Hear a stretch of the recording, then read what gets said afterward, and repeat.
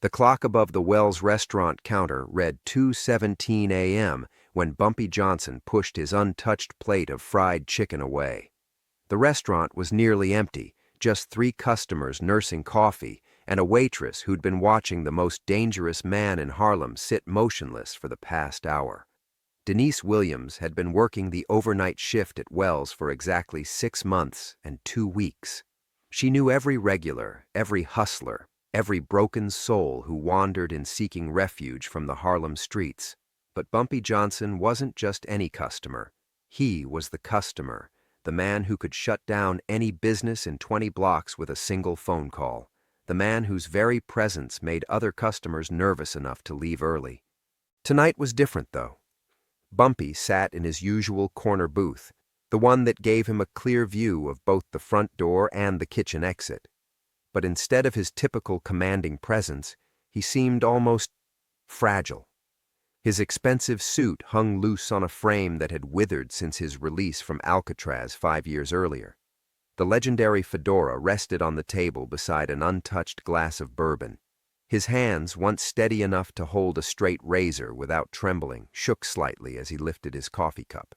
What nobody in that restaurant knew, what even Bumpy's closest associates couldn't have imagined, was that the Godfather of Harlem was counting down the final hours of his life.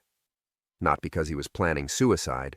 Bumpy Johnson had never run from anything, and he wasn't about to start with death. No, Bumpy was counting down because his doctor had been brutally honest 3 months earlier. "Your heart is giving out, Mr. Johnson. 6 months, maybe less. There's nothing we can do." Most men would have raged against the diagnosis. Others would have sought second opinions, experimental treatments, miracles. But Bumpy Johnson had simply nodded, thanked the doctor for his honesty, and began planning the most important operation of his criminal career. Not a heist, not a territory grab, the systematic destruction of his own successor. Because there was a problem growing in Harlem like cancer. Frank Lucas, once Bumpy's most trusted driver, had transformed into something Bumpy found disgusting, a predator who saw opportunity in his mentor's declining health. For the past year, while Bumpy fought his weakening body, Frank had been building something that would have made Dutch Schultz proud and Stephanie St. Clair sick. A heroin empire that would flood Harlem streets with pure poison imported directly from the Golden Triangle of Southeast Asia. Bumpy had discovered Frank's operation piece by piece. First, the suspicious meetings with out-of-state contacts. Then, the unexplained cash flow through legitimate businesses Frank had been purchasing. Finally, the most damning evidence of all, photographs taken by Bumpy's informants showing Frank shaking hands with suppliers in Bangkok, Thailand. Men whose product would kill more Harlem residents than all the gang wars combined.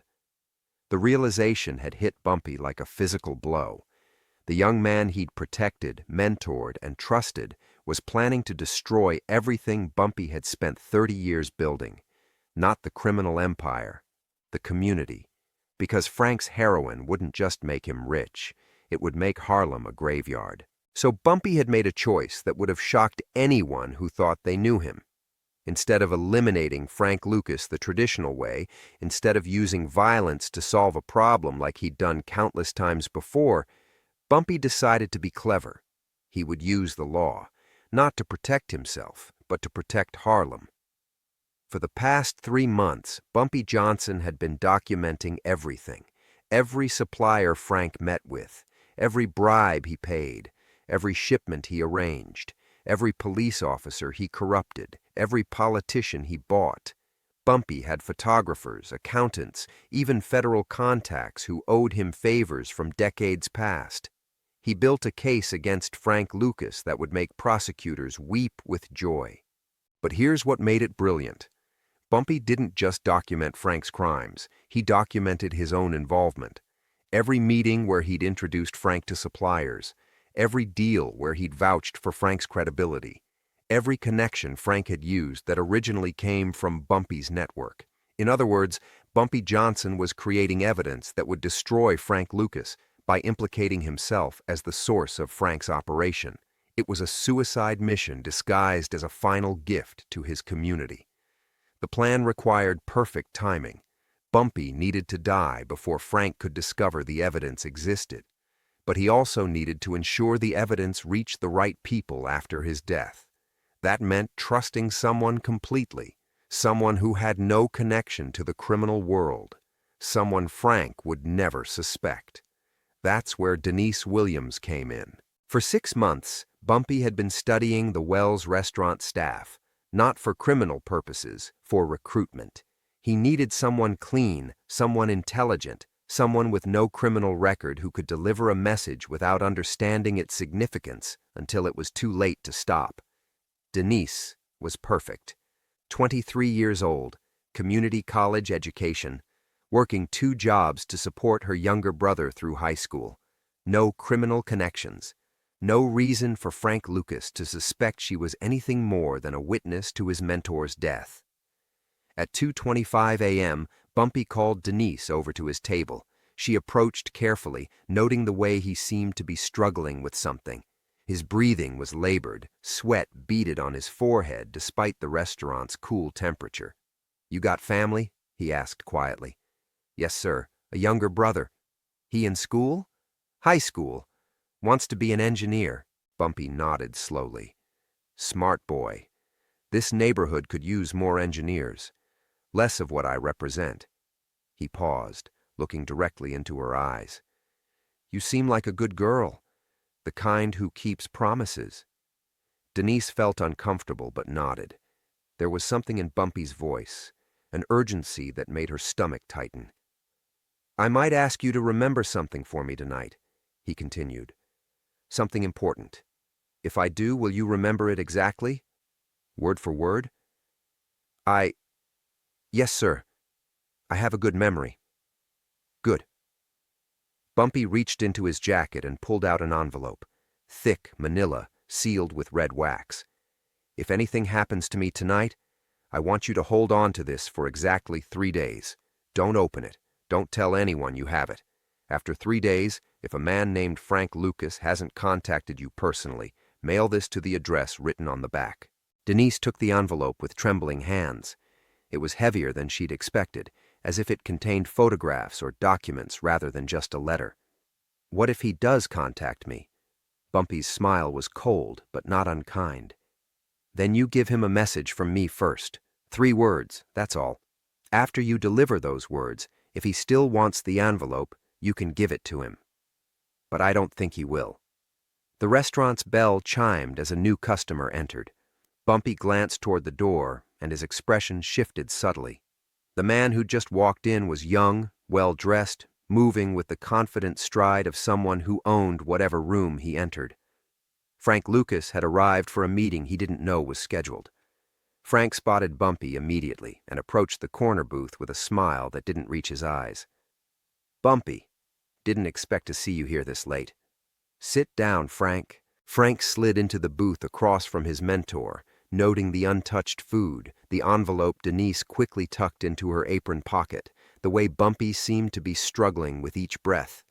"You don't look good, old man. Maybe you should get some rest." "Rest is for the dead," Bumpy replied. "And speaking of the dead, we need to discuss your future." Frank's smile faltered slightly. "My future?" "Your future without me, because that's coming sooner than you think." For the next 15 minutes, Bumpy Johnson had the most honest conversation of his criminal career. He told Frank exactly what he'd discovered about the heroin operation. He described the photographs from Bangkok, the shipping manifests, the corrupted customs officials. He laid out Frank's entire pipeline in detail that shocked even Frank. But instead of threatening him, instead of demanding Frank abandon the operation, Bumpy did something unexpected. He offered to help. "I'm dying, Frank, 6 months, maybe less. When I'm gone, someone's going to control Harlem's drug trade. Rather than leave it to chance, rather than let outsiders move in, I'd prefer it be you. You're smart, you're ambitious, you have potential." Frank's eyes lit up with something between greed and gratitude. "You mean that?" "I mean that." Bumpy leaned forward. "But there are conditions. First, no drugs sold to children. Second, no violence against civilians. Third, You keep the Italians out of Harlem. Can you live with those rules? Of course, absolutely. Bumpy nodded slowly. Good. Then when I die, you'll inherit everything. My contacts, my protection networks, my political connections, the keys to the kingdom. What Frank didn't understand was that Bumpy was lying about everything except the dying part. Those contacts would be federal informants. That protection would become a surveillance network. Those political connections would be prosecutors building cases. Bumpy wasn't handing Frank an empire. He was handing him a trap. At 2:31 a.m., Bumpy stood up from the booth. I should get going. Old men need their sleep. He shook Frank's hand firmly, looking directly into his eyes. Take care of yourself, Frank. Take care of Harlem. Frank watched Bumpy walk toward the restaurant's exit, noting how slowly his mentor moved, how his breathing seemed labored. But as Bumpy reached the door, something happened that Frank would replay in his mind for years afterward. Bumpy stopped, turned around, and looked directly at Denise Williams. Not at Frank, not at the other customers, at the waitress who was clearing tables across the room. And then Bumpy Johnson, the most powerful criminal in Harlem, smiled at a woman he barely knew and mouthed two words: remember everything. Then he collapsed. The heart attack hit Bumpy like a sledgehammer to the chest. He gasped, clutched at his shirt, and went down hard on the restaurant's checkered linoleum floor. Frank jumped up from the booth. Other customers started screaming. The cook ran out from the kitchen. But Denise Williams moved first. She was kneeling beside Bumpy before anyone else could react, cradling his head in her hands. His face was gray, his lips blue, but his eyes were still sharp, still intelligent, still calculating. Call an ambulance, Denise shouted over her shoulder. Then she leaned close to Bumpy's face. What do you need me to remember? Bumpy's voice was barely a whisper, but every word was clear. Tell Frank. He paused, gathering what little strength remained. Tell Frank exactly 3 words. I kept receipts. That's all. 3 words. I kept receipts, Denise repeated. Good girl. Bumpy's breathing became more labored. The envelope. Wait 3 days. If he doesn't want it after you tell him those words, mail it to the address on the back. What's in the envelope? Bumpy's smile was the last expression he would ever make. Everything he needs to know about who he really is. And then Bumpy Johnson, the Godfather of Harlem, closed his eyes and died on the floor of a late-night diner, surrounded by people who had no idea they'd just witnessed the execution of the most elaborate revenge plot in criminal history. Frank Lucas stood over Bumpy's body, his mind racing. The mentor who'd just promised him an empire was dead. The man who'd built Harlem's underworld from nothing had just handed him the keys to the kingdom.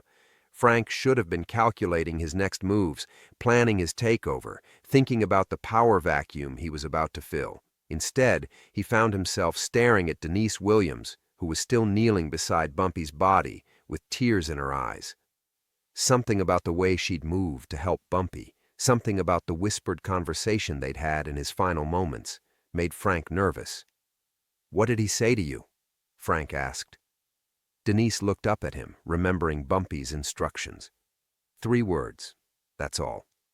She took a deep breath and delivered the message that would destroy Frank Lucas before he even understood what it meant. He said to tell you, I kept receipts. Frank's face went white, not pale, white, as if every drop of blood had suddenly drained from his body. Those 3 words hit him harder than any bullet, more devastating than any threat, because Frank knew exactly what Bumpy meant. For the past year, Frank had been documenting his own operations meticulously. Every supplier contact, every shipping arrangement, every bribe paid, every official corrupted, not for criminal purposes, but for business purposes. Frank was building an empire, and empires required record-keeping. But if Bumpy had been watching, if Bumpy had been documenting Frank's documentation, then Bumpy had evidence of everything. Not just Frank's heroin operation, everything. The bribes, the murders, the corruption, the international connections. Evidence that could send Frank to the electric chair 10 times over. The question wasn't whether Bumpy had receipts. The question was where those receipts were hidden and who would find them first. "Where are they?" Frank demanded, grabbing Denise's arm harder than necessary. "I don't know what you're talking about," Denise replied honestly. She didn't understand the significance of the 3 words. She was just following Bumpy's instructions. Frank released her arm and stepped back, his mind racing through possibilities. Bumpy's apartment, his office above Small's Paradise, safe deposit boxes, business associates who might be holding documents. Frank would have to tear apart half of Harlem to find those receipts. But here's what Frank didn't understand. He was already too late. Because Bumpy Johnson had never planned to hide the receipts from Frank Lucas. The receipts weren't meant to be found. They were meant to be delivered. And the delivery had already begun. 3 hours before his heart attack, Bumpy had mailed 5 identical packages to 5 different addresses. The first went to FBI Director J. Edgar Hoover with a cover letter explaining Frank's entire heroin operation. The second went to the DEA with shipping manifests and supplier contact information. The third went to the New York District Attorney with evidence of political corruption. The fourth went to the Internal Revenue Service with documentation of unreported income and tax evasion. But the 5th package, that went somewhere Frank would never expect. To Nicky Barnes, Frank's biggest rival in Harlem's drug trade. A man who'd been waiting for any opportunity to destroy Frank Lucas. The packages would be delivered Monday morning. Bumpy had died on a Friday night, which gave Frank exactly 48 hours to enjoy his inherited empire before the federal government came down on him like an avalanche. But even that wasn't the most devastating part of Bumpy's plan, because those receipts didn't just contain evidence of Frank's crimes.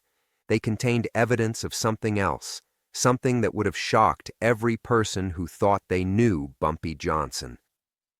For the past 2 years of his life, Bumpy had been working with federal law enforcement, not as an informant, as a consultant, helping the FBI understand how modern organized crime operated, providing insights into money laundering, territorial disputes, political corruption. Bumpy had been building cases against every major criminal operation in New York, except his own. And the most important case he'd been building was against Frank Lucas. Monday morning came like Judgment Day. Frank had spent the weekend consolidating his power, meeting with Bumpy's old associates, claiming territory, making plans. He was having breakfast in his new penthouse apartment when his phone rang at exactly 8 a.m. "Mr. Lucas, this is Special Agent Morrison from the Federal Bureau of Investigation. We need to discuss some receipts." That phone call was the beginning of the end. Within 6 months, Frank's entire operation was under federal investigation. Suppliers were arrested. Money was seized. Associates disappeared. Politicians withdrew their protection. By 1975, Frank Lucas was convicted on federal drug charges and sentenced to 40 years in prison. But the real revelation came during Frank's trial. The prosecution introduced evidence that had been collected by a federal consultant who'd been working with law enforcement for years. Evidence collected by someone who'd understood that the only way to save Harlem from drug dealers was to use the law against them. Evidence collected by Bumpy Johnson, the man everyone thought was a criminal until his last breath had actually been working to clean up the streets. Those receipts weren't just evidence against Frank. They were evidence of Bumpy's transformation from gangster to protector, from criminal to patriot, from problem to solution. Denise Williams learned the truth years later when she became a social worker in Harlem, inspired by what she'd witnessed that night at Wells' restaurant. She realized that Bumpy's final words weren't a threat to Frank Lucas. They were a promise to Harlem, a final act of protection from a man who'd spent his life walking the line between criminal and hero. Because that's who Bumpy Johnson really was. Not just a gangster, not just a community leader, a man who understood that sometimes the only way to save something you love is to destroy the people trying to poison it, even if those people used to be family. Frank Lucas thought he was inheriting an empire when Bumpy died. Instead, he inherited a trap, a perfectly orchestrated downfall planned by a dying man who used his last breath to ensure his successor would never succeed. 3 words: I kept receipts. The most devastating final statement in criminal history, a message that destroyed an empire before it could be built, a dying breath that saved a community from its would-be destroyer. July 7, 1968. Wells Restaurant, 2:31 a.m. The moment a dying king protected his kingdom one last time. The moment Frank Lucas's empire ended before it ever truly began. The moment Harlem learned that even in death, Bumpy Johnson was still playing chess while everyone else was playing checkers. That's the power of planning ahead. That's the weight of final words. That's the legacy of a man who understood that the most important victory isn't the one that makes you rich. It's the one that protects what matters most. And sometimes, protection requires sacrifice. Sometimes, salvation requires betrayal. Sometimes, the only way to save a community is to use the law against the criminals trying to control it. Bumpy Johnson knew this. Frank Lucas learned this. Harlem survived because of it. 3 words that changed everything. A dying breath that saved a neighborhood. A final plan that proved even death couldn't stop the Godfather of Harlem.